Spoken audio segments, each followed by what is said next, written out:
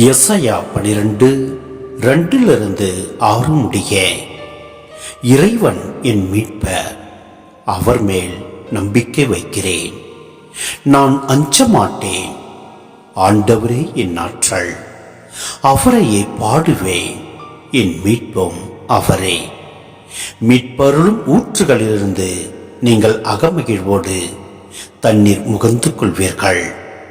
அந்நாளில் நீங்கள் சொல்வதாவது: ஆண்டவருக்கு நன்றி செலுத்துங்கள், அவர் திருப்பெயரை போற்றுங்கள், மக்கள் இனங்களிடையே அவர் செயல்களை அறிவியுங்கள், அவர் திருப்பெயர் உயர்க என பறைசாற்றுங்கள்.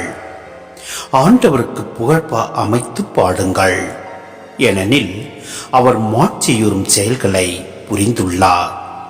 அனைத்துலகும் இதை அறிந்து கொள்வதாக.